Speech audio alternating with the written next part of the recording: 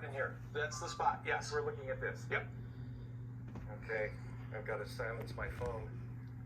So yeah, that's the rotation, and that correlates fairly well with what we've been seeing on radar and what we've been seeing as far as other metrics go. Yeah, there's looking at the velocities here. There is very, very strong rotation associated with this, and it appears to be, at the moment, it appears to be tightening up just a little bit. Joey, can you pan a little bit closer to the left? Let's look over here a little bit and see if we see something. It's tough to see it, but it looks like, Brandon, Pete, this is almost too difficult to see if there's anything in there, but you certainly see the circulation. You can see this. Yeah, you can see again, it's a very broad based, but when we see the broad based stuff, that is an indication. That's one of the warning signs for things that potentially tighten up. And we've already seen that on numerous occasions, particularly with this cell. Look at this guy really starting to rain itself out right here. Look at this. Look at the rain shaft underneath. Yep. If I'm seeing that correctly. So that's where we stand at this point. Let's broaden out once again. Let's bring you up to speed, and we'll stop geeking out here looking at this. We're here to keep you safe. And the reason that we're in continuous coverage is because we have had confirmed tornadoes on the ground in the Chicago viewing area. They stretched right there. Okay, let's zoom in on this, Joey. Can you pan? Okay, all right. Let's just yes. Look at it. Look. Right here. Right. Yep. Right there. See it? See it spinning up? That's it. Yeah. That's it. Look at that spinning up there. Right in front of you, and look at how on the southern flank of that, we're seeing that lower as well. So we might be looking at the genesis of a tornado right here. Right. Look at that. That's pretty amazing what we're looking at right there, Brad. With that image. In fact, I'm going to get myself out of the image so you can really see what's going on there. You get the scope of what's happening right there in the left center. You can see the counterclockwise circulation. Yep, looking at some radar returns. I want you to stick with this, but looking at some radar returns that's correlating with a hook that's showing up on the radar right now as well, Brad.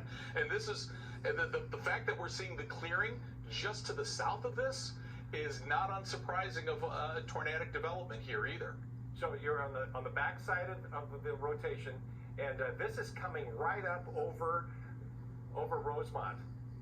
In fact, what we're looking at in the foreground, you can see a couple of the towers. You see the hotels there in Rosemont, and that circulation is rather broad. Did you see the lightning strike there, Pete? Yep. I'm wondering, I want to stay with this picture, but it would be interesting to see if we have any debris showing up on the debris detector here because of the lift that we saw. We actually witnessed the moisture moving upward, and we're continuing to see that. And I'm wondering, it doesn't look as though we have any sort of debris signature on that, but it wouldn't be surprising if we did. No, I'm hearing, Pete, no debris signature. Okay. And something we should talk about. You mentioned artificial intelligence. That some of these computer algorithms look at the radar information and assess what they think is happening. For example, a tornado vortex signature. But what we're seeing now is that, hang on, let me turn off my phone once again. It's going crazy on me. But what we're seeing here is this information also could trip off a new product that we have that shows a debris tracker, and we're not seeing that at all. So that's some good news. Now, let's talk safety once again. If you're in Rosemont, you should be in your safe place at this point. We're panning a little bit to the north, and you're seeing that circulation moving off to the northeast. Let's go back to the radar information and give you an idea. We'll keep this, because when we do a double box here and show you what's going on, where the actual signature is. And there is that rotation. Now, when you look at this, you can see what's happening. Pete, if you'd show us right there where that circulation is. I moved off camera so that I could take a closer look at the clouds there. But again, here's the rotation from our rotation detector. However, I think we're seeing a little bit more of the signature that we want to see. if you will, in order for tornadic development. We're seeing that a lot closer and a lot more with radar information because, again, we don't have very high cloud tops, but we certainly do have the rotation in the lower levels where this is being detected here as far as the tornadic activity continues. So we have that tornado warning until 7:45 for the activity that you can see on the camera there. And here's the rotation right there. But again, what has been showing up a little bit better as far as the showing this has been a hook echo, and this is also too proven to be a precursor to tornadic development. Here we go. Here's our hook echo right here. It's rather broad-based circulation here, considering what we're seeing on the camera here, but still rotation nonetheless, and it's enough so, plus we have the confirmation that we've been seeing from the camera there that we continue to have that tornado warning in place until 7:45. But yeah, Brent, we're seeing some amazing pictures out of this. You know, and Pete, what you're showing there, where that hook echo is what we saw when we saw that rotation circulating. Technical name right here. Yeah. That's what we were looking at, and you could see a little bit of debris being lofted there, but again, not enough to indicate that we were seeing, from Doppler radar's perspective, any difference in particles that would indicate that there's a lot of debris aloft. So that cell continues to move to the north and east. It looks like, and again, I'm from my perspective, looking back at your stuff, it looks like that circulation could be weakening. What do you think? It looks. The scan that was there 5 minutes ago, and that's about how long it takes for the Doppler radar to make all of its scans, get all of the information, process it, and get it to us. Approximately 5 minutes. The one previous showed a little bit more significant hook echo that was in there. This does look like it's a little bit more broadly diffused, but boy, I still can't get over the images that we saw just a few minutes ago, Brant. That was some very impressive rotation, especially the moisture that we saw lifting up into the cloud. That was amazing to see, to witness. Fortunately, it makes it all the more amazing because we don't have a tornado touching down. Again, we still have a tornado warning that's in effect until 7:45, and now you can see that circulation here. Sometimes you can see kind of a pinwheel in the opposite direction. I don't know that we're looking at spinners in quite that regard. Sometimes they do spin in the counterclockwise, or clockwise motion rather. But I don't know that we're looking at that just from what we had seen earlier on the radar with the clouds. And Pete, let's talk safety here. If you're at the lakefront, look how fast this whole line is pushing to the east. Moving right toward the lakefront. So some heavy rainfall. You see this flashing box that's in front of Pete right there. Right here. That indicates the tornado warning. It's pushed past that. Here's the New Trier camera. This is on the roof of New Trier High School. And we're looking off toward in Winnetka. In what direction are we looking with? How is this? We're looking south. And unremarkable. You really can't see a whole lot going on other than the fact that it's just raining out there. And it looks like some flashing too from some lightning. You know what? And again, if there is a spin up here, it is rain wrapped. You can't see it, and it doesn't have to be some big movie type tornado to cause damage. So again, rain wrapped significance. We'll pan that camera around from the Trier. And again, where is that located? That's in northern Cook County, where you're right there, Pete. As we're doing this, we're looking and assessing and hearing stuff in our ears. And we still have a tornado warning in place. I don't want to diminish that at all, but it looks like we're looking at the winds becoming a little bit more unidirectional or in one direction as opposed to the rotation. But again, here's where we saw that rotation earlier, and so we continue to have this severe thunder or this tornado warning in place. Very heavy rain is headed for the lakefront here, and that area of rain continues on to the south as well. But because we've seen these discrete cells, this is the reason why we've seen the numerous tornado warnings and numerous tornado touchdowns this evening. So you can see again where we're especially seeing these shades of red, likely looking at rainfall rates of 2 to perhaps 3 inches an hour. But here's rotation here just east of Niles. Again, that's the rotation that we saw earlier on the camera, looking a little bit further south near Bellwood and headed toward Oak Park. That's where we've seen some decent rotation too. And just taking a look at, again, the velocities here, there is a little bit of an inflow notch just to the south there. It is not particularly strong. Again, broad-based. And when I say broad-based, that means it's covering a larger area than what we would typically see for a tornado. It's rotation within the cloud, but not necessarily enough where it's tight to spin up a tornado. You know, Pete, one of the things that I always envision in my head is an ice skater.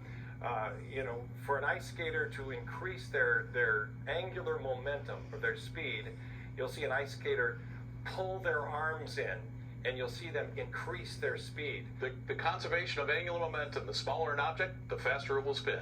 That's the science teacher that Pete. But that's what's happening. So you'll see a skater, when they try to increase their angular momentum, they'll tuck in, and that's what sometimes these storms do. You'll see a broad rotation, and then they'll get enough development that they'll pull their arms in and really spin up. Opposite can happen too. They can go from a tight rotation to more relaxed, and when we say broad rotation, that's what we mean, that they don't have the punch or the potential that they may have had before. And again, we're looking at an active tornado warning. This is now for Cook County, and it stretches all the way to the Chicago lakefront. Again, we're not seeing a whole lot of lightning strikes. Look at, there's only 2 behind my head. Okay, I'm just hearing in my ear from our producer, Joey, that we have confirmed damage, warehouses on the west side of O'Hare. Pete, what we had live on our camera there, that debris that you saw being lofted, was potentially from that touchdown. Sure. And causing that damage west of O'Hare. So we actually saw visually, instead of electronically, that tornado near O'Hare. That's the same thunderstorm cell that's producing this active tornado warning that you see now, that stretches out toward the lakefront. And we'll continue to monitor this. So don't let your guard down. If you're in northern Cook County, everywhere from the city of Chicago up to Evanston, this cell is moving off, or cells, moving out into Lake Michigan. Pretty good clip, around 33 miles per hour. Let's do an overview once again. If you're just joining us, we've been in continuous coverage here on NBC because we have confirmed tornadoes on the ground. Now, I mentioned earlier, let's broaden out even wider than that a little bit to give you the all clear. If you're out in the western counties, it's over. The threat is gone. And even in the Elgin area, technically we still are holding on to the tornado watch there, but the activity is pushed eastward. South counties, we haven't seen much going on there at all, but we are seeing, Pete, look at this, right in here is an outflow boundary. Yep. Let's see what happens when that pushes off to the south and east. Will it touch more activity and create activity across Will County? But at this point, we have active tornado warnings right in the center of Cook County. As I was just informed, we have confirmed damage to warehouses near O'Hare. We've had multiple tornadoes, and we have multiple reports of damage around the area. We have teams out assessing this. Mike Lorber has been in Storm Chaser 5. His ear is to the ground. There's nobody better at determining what's been going on in the city. Mike will share that. We will have complete coverage tonight, especially on the NBC 5 News at 10 o'clock. But here's where we stand right now. Let's get closer here once again. And Pete's been following this thunderstorm, and it's been pushing out into Lake Michigan. We have a couple of warnings. The one you see here in the back is this is expired at this point. We have this overlapping information. This is the one that's of concern, and that is valid until 7:45 for about another 30 minutes. But as we've seen with all of these this evening, they have had a tendency to be moving so quickly that they outrun the projected polygon of their danger. So the motion has been east at around 33, some of these close to 40 miles per hour. So straight line wind damage is also possible. It doesn't have to be a tornado. to uproot trees, to damage structures, to take roofing materials off. So we'll continue to monitor that situation. Here's where we stand at this point. This is the only active warning we have at this point, and that's a tornado warning for Cook County. And there's Lincolnwood, and we're looking at these areas of shear, and as Pete pointed out, there can be these little notches in here, these little nuances where we have inflow notches that could be a precursor to show where there's some rotation setting up. So don't let your guard down. Yeah, Brent, go ahead. Just looking at velocities there, just north of Oak Park, we're looking at some pretty decent velocities right in here, where we're looking at the potential for at least some broad-based rotation to go along with the heavy rain that is currently falling right now. So that's why the tornado warning continues until 7:45. Right now, no active tornadoes on the ground, but because of the rotation that we currently have and the history of this thing, we started with these tornado warnings before 6 o'clock, and then this one cell in particular, the first warnings came out for Kane County, and we've continued to see these warnings move right along, these tornado warnings, in fact, move right along with this particular cell, and it has proven to be tornadic at times. We, again, have confirmed tornadoes in Hodgkin, Streamwood, South Elgin, associated with this line of showers and storms. So you can see the rotation right here near the Belmont-Cragen neighborhood, moving toward Humboldt and Lincoln Park there. We've seen quite a bit of rotation with this, as well as south near Berwyn. So again, it's broad-based, but we have seen quite a few tornadoes spin up along the path of this, at least the ones that have been confirmed. You know, we have the tornadic evening on March 31st or 30th of this year. And Brent, you probably recall this. We had numerous thunderstorm warnings with tornado possible, and by the time it was all said and done, we had 13 tornadoes that touched down that evening. So the fact that we have 3 right now is pretty impressive, but I wouldn't be at all surprised to find out that there were even more once the damage gets assessed. Go ahead, Brent. Okay, we have no confirmations on the ground at this point. This is some video from Elgin that's behind me, and let me step out of the way. Clearly, Pete, you can see that circulation and little vortices that are oh, look that looks a little more impressive there. Yeah, right there. Yeah, right there. That's a little more than just a little vortice, but yeah, there you can see the rotation right spinning there. Wow. Okay, look at that. You can look at that. Look at the really tight circulation there. And I'm looking for debris. I'm not seeing a lot of... Not seeing any debris, but you know, with the trees leafed out like you can see there, the trees almost become sails on a ship. And look at and they grab that wind, hold on to it, and even the weakest of tornadoes can produce enough of a strong wind to create some damage. You know, that was a quick down, and but there's that secondary one there that it looks like it's holding on a little while longer. That one looks like the more potent of the two, just visually. Right, look at that, right there. We'll concentrate on this for a little bit. Let's, okay, we have one active warning continues and nothing on the ground. Let's hold off on this for a second. Let's go back to the radar, because we really want to keep you safe, and we'll have plenty of time during the NBC5 News coming up tonight at 10 to really share some incredible pictures. Here's where we stand right now. Once this area of showers pushes out into Lake Michigan, the Illinois portion of our viewing area, especially from interstate, it looks like from the Eisenhower northward, the threat is over. It's not over yet. Far south Cook County into northwest Indiana, we could still see something spinning up there, although we have not seen that at this point. The only active warning we have is okay, I'm hearing from our wizard in the back. The shear is there in northwest Indiana, but the vertical development to pull it upward is not. Because here's what we've got something, if you look at the atmosphere from the top down, jet stream, there are pieces of the jet stream that move faster than others. That's why you take an airline flight. It takes longer to go to the west coast than it does to come back, because you've got that fast moving west to east flow in the northern hemisphere. within that flow, like a river, there could be a faster moving piece of the stream. And within that, or under that, there are a couple of areas that can produce vertical lifting. And that's what's happening here. That's what we're dealing with. We had shear in the lower layers of the atmosphere, and we had what's known as a jet streak, a fast piece of the jet stream going overhead. And my explanation, sometimes, Pete, I think this is an oversimplification. It's like if you're in a cabin in the woods and you had a fireplace and a fire, and a strong gust of wind came over the top of the chimney, you'd see the fire roar up. And that works. Yeah, that's kind of an oversimplification. It's getting fed by the oxygen from the room. That oxygen is getting pulled in from the winds that are going over the fireplace flue. Yep. So that is certainly a valid explanation. So here's a look at the rotation detector, and just looking at the velocities, this has become a lot more diffused.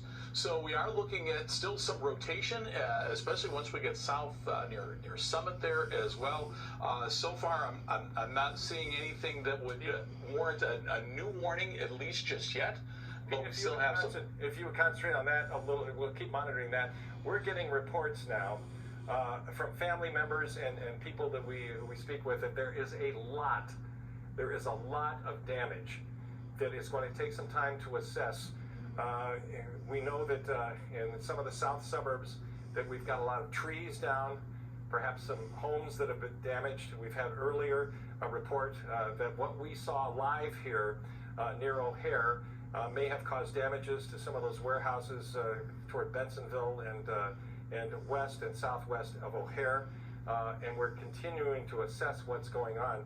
This is going to be a news night that you're going to want to stay with NBC5 because we have people in the field. We've got Mike Lorber that's out there right now assessing what he can come up with, and we'll affect a conversation with Mike.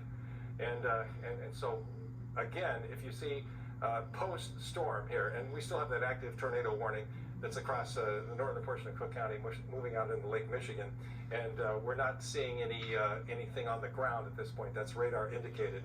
But let's talk safety once again. If you see a power line that's down, don't try to cross it.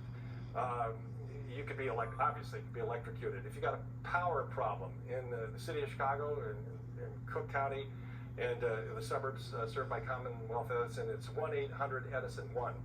Some of these smart meters that have been installed actually know when you've lost power.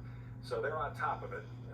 And then it's NIPSCO across northwest Indiana. Northwest Indiana hasn't been affected yet, but potentially could be. Here's another stronger circulation. Pete, look at this guy. Yeah. Same place, isn't it? Right along from Archer Heights to Stickney, where we saw the confirmed tornado. Yeah, well, you can kind of see there where Midway Airport is on the bottom end of the screen there, and so this one again is just north, just like that other storm cell took. That we had that severe tornado warning.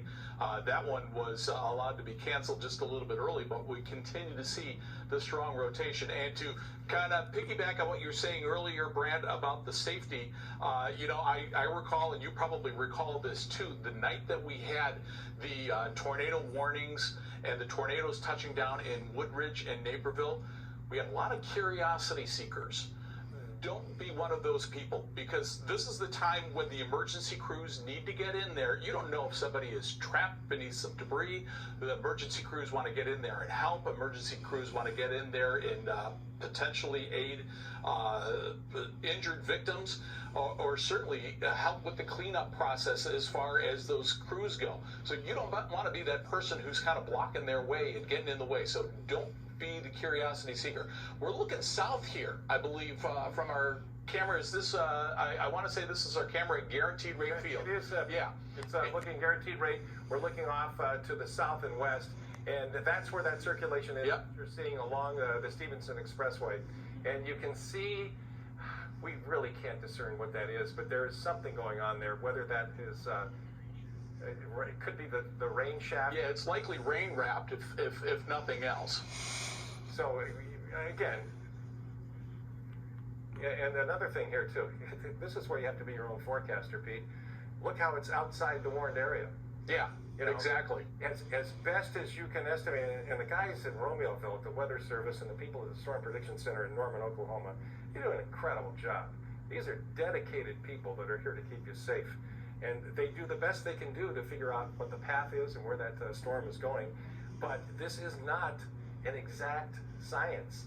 So saying exactly where that storm is going to progress and how it's going to chew into the atmosphere and how it's going to develop, you have to be your own forecaster. If there's a tornado warning anywhere near you, then know your safe place. Don't fool around. Don't wait to be told where to go for safety. Know where that is, and sit down with your family. We talk about this all the time. Sit around the dinner table. Okay, what do we do as a family if there's a tornado? Where do we go? Where do we go if there's a fire? Where does our family regroup? Who do we talk to? Where do we have our medicines? Where do we have cash? If there's a power outage, there may not be electricity. Think in that sort of worst case scenario safety mentality and share that with your family and be prepared. And we'll try to keep you safe on this end. There's that rotation just north of Archer Heights, and Pete and I were talking about this. This is uncanny. This is the same ground that we saw the confirmed Hodgkins tornado. Look at that, just as I speak. Pete, we see the rotation weaken a bit. Becoming, a little more. There's a jet stream coming in from the south right here that's trying to kind of force that rotation. But at this point right now, it looks like the upper levels of the atmosphere are not wanting to buy that, but there's still a pretty good wind gust coming in out of the south and east.